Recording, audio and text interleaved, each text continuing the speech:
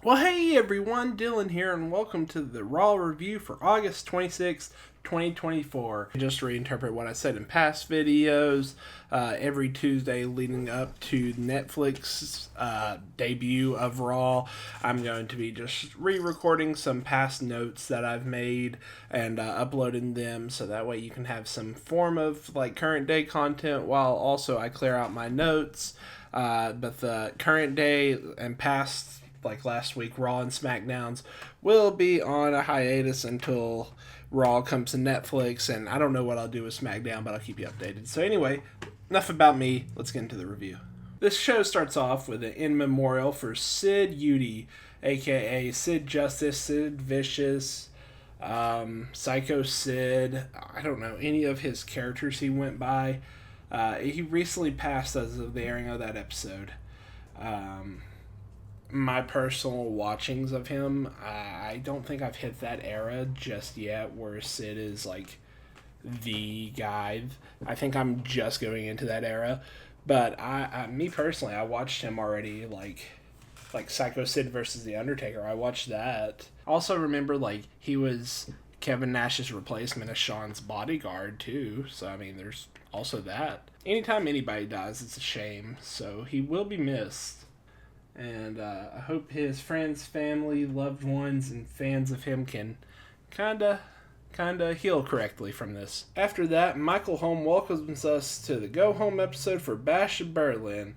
Eventually, I'll get that uploaded. And they're in Providence, Rhode Island. Shout out to I almost said McFlurry. Shout out to McFlurries, but Mick Foley. They show Braun Breaker arriving, as well as Chad Gable, the new Alpha Academy, Braun Strowman, which for some reason my phone put like the two dots over the O, Bronson Reed, and I swear if I have to say another Braun again in the next 5 seconds, the video's over with. We start off Raw with the brand new edition of the Judgment Day, led by Finn Balor. So basically, the former Judgment Day with like Liv added, Rhea and Damian subtracted. As they're coming out, the new, I think, temporary Raw team of Corey Graves and Michael Cole are announcing. Liv welcomes everybody to Raw and tells everybody to rise for the Judgment Day. It's not the same. Finn then shows a replay of what they did the previous week. I said wait until next week's review to figure that out, but spoiler alert, there won't be a next week's review on this. Carlito says, now that was cool. And JD says the beating was a long time coming. I think they beat up on Rhea and Damian. I forgot who got kicked out for a second. Sorry. I think they beat up on them the previous week, officially kicking them out. Finn agrees with him and then calls Priest and Rhea the bad guys for actually betraying the Judgment Day. And last week was a preview of what will happen at Bash at Berlin. That's right, they had a mixed gender tag team match against them. That's crazy. Liv says she should thank her for what she has. That makes no sense, but that's what I wrote and we're rolling with it. And they will be on top come the bash. Dom tries to talk and it's his normal routine of getting booed, so he doesn't end up saying anything. Carlito tries to calm them down, and then Dom finally gets to speak. Just kidding. He tries to speak but gets booed through the praises of Liv. So, like, the crowd's booing and Liv's like, oh no, Daddy Dom's great, or whatever she does. I'll be honest, at this point, I was just kind of waiting for the Terror Twins to come out and jump them. I love the Judgment Day to death, love Liv and Raquel to death, but, this part of it was kind of just getting stale because you knew who was going to win. But it's okay. Sometimes stale stories are what's needed. Dom says that he's going to enter the IC title tournament that apparently was happening during this time, and he's going to win it all. After that, Ray comes out with the LWO without Zelina Vega. Ray tries to tell his son that he needs help and that somebody needs to put him in his place. Dom laughs at the idea of his dad challenging him. They go back and forth with some verbal insults, including Ray mildly antagonizing Liv to tell him to punch him. After some more confrontation, they have this really big brawl that leads to the LWO whooping the Judgment Day. That's a great way to show they didn't need Damian and Rhea to actually be a strong group. We come back from the break, and you'll never believe it. We have a 4-on-4 with who? So I'm gonna list off Judgment Day in my head, see if I can get there without looking this up. So there's JD, there's Finn Balor, there's Carlito, and there's Dom, and there's Liv. So since Zelina wasn't there to fill the other woman's role, I'm going to presume it's all the men against the other men. Apparently there was some really sick high spots during this, but Liv ends up saving Dom from a frog splash. She ends up rolling away. Ray, I guess, just takes like a belly bump, and Dom ends up rolling him up for the win. After that, there's a post-match brawl where JD tries to have Dom put Ray through the announce table, but the Terror Twins end up saving Ray. That's a good way to kind of switch things up. I appreciate that. Rhea beats up Liv, almost gets to her hands on Dom, but the numbers game ends up saving him, and everybody else eats a finisher as the Terror Twins end up standing tall. The announcers break down the IC title tournament and the matches that will happen later on tonight. I didn't write any of them down because... Shut the fuck up, phone. I didn't write any of them down because I am a professional, as you can see. After this, we go backstage where Jackie Redmond is interviewing The Miz about his mindset going into the match. I presume it's IC title qualifier match. He talks about how bad his weeks have been and were, but he will advance and become tied for the most wins for the title. So yes, IC championship. I'm so smart, I get context clues. Bronson Reed then comes in a shot and gets in the Miz's face about getting Braun Strowman involved in their personal business after he attacked him last week. He then says after he destroys Bronson, he's coming for the Miz. After that, we have Io Sky and Kairi Sane against a team. But before that, there's a New Day promo where they talk about communicating and how they're excited to win the IC title for the group. I think Woods was in a qualifier, and so was Kofi, if I wasn't mistaken. After that, we get an interview with the team that now known as Pure Fusion Collection. I used to call them Team Starks. That's their new name now. Cool. They were interviewed about what impact they have made so far. They talk about all the people they have damaged, and after tonight, Damage Control will be added to that list.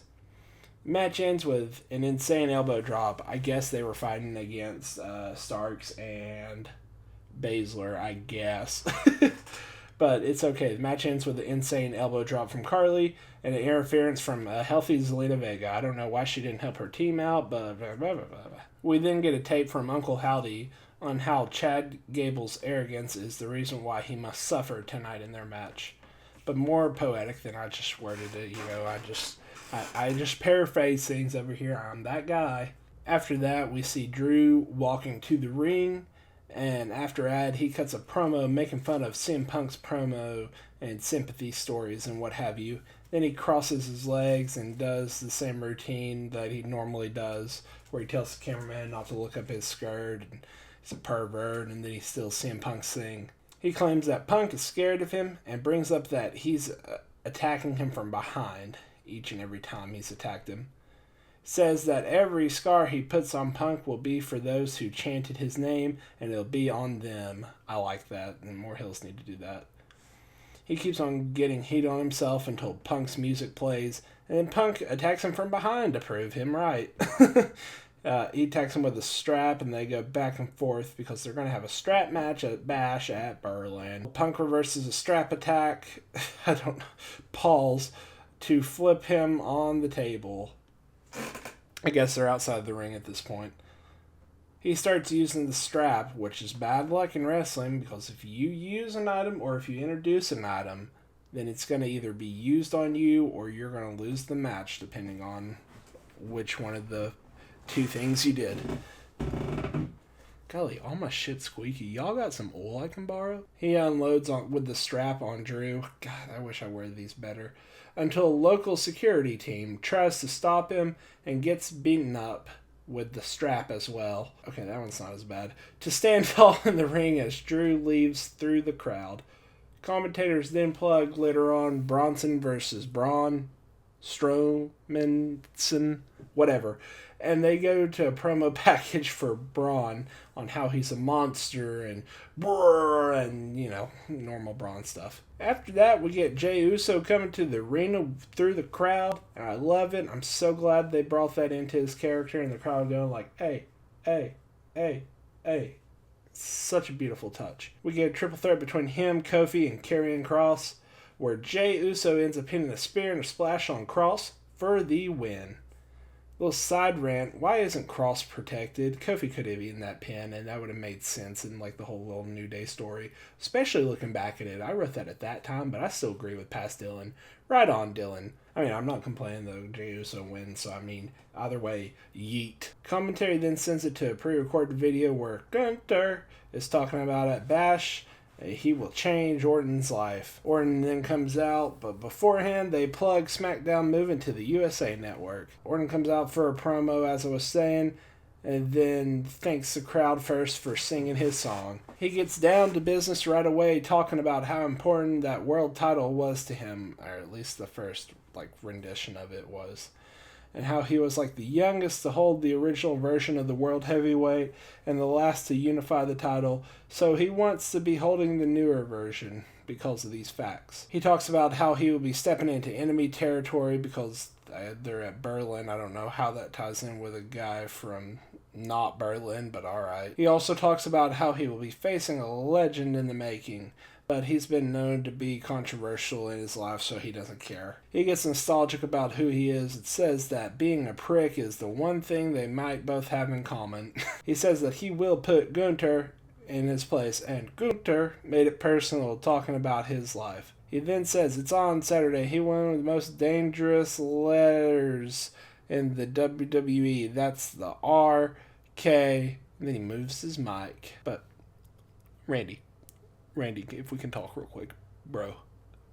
RK, that's 2 letters. What's the third letter?